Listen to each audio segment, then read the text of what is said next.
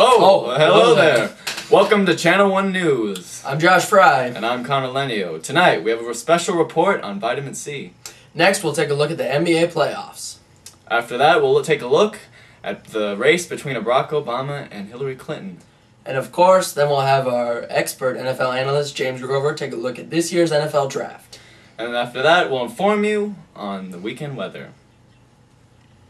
Now, a special report on vitamin C. Vitamin C can be found in many sources. It's found readily in vegetables and fruits. One such fruit is the orange. Back in the olden days, people used to get a disease called scurvy. This is because the body cannot produce vitamin C naturally by itself.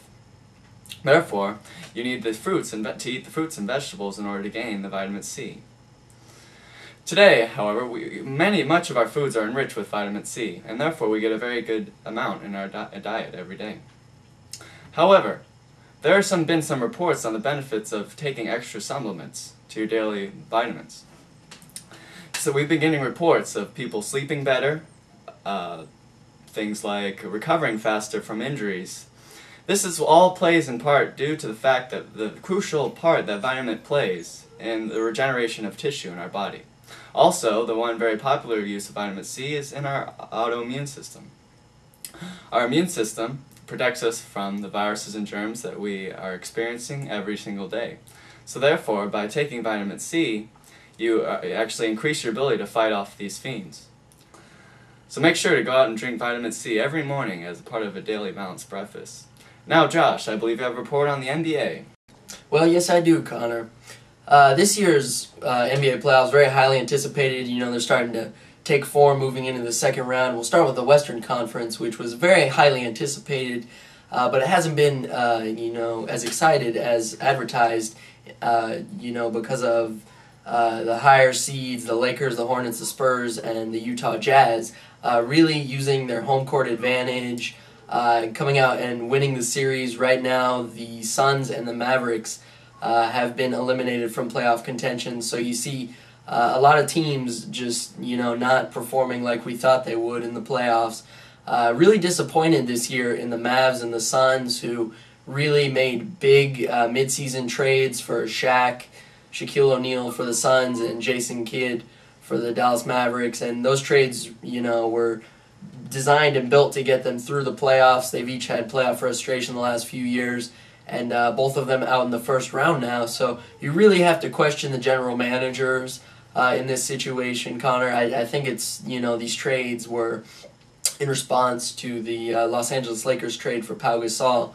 And really, these teams panicked, and they made trades that probably will hurt them more in the long run than they will help them in the present right now. Both teams, will be watching playoffs from the couch. And now we move on to the Eastern Conference, where the Boston Celtics jumped up 2 games on the Atlanta Hawks, and now they've lost 2 straight. This is really disappointing. This is a great team, led the NBA and wins this season, and you really expect them to clean up a series, sweep the Hawks.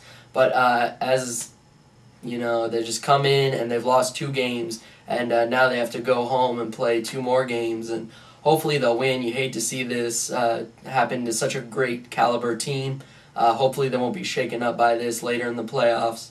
But in other news, Dwight Howard in Orlando took care of business. They knocked out the Toronto Raptors 4-1 in the series. Dwight Howard really making a strong case to show you why he's the best big man, very dominant in this league. He's kind of taken over that mantle from Shaquille O'Neal, and Tim Duncan, who have been the most recent best centers in the league.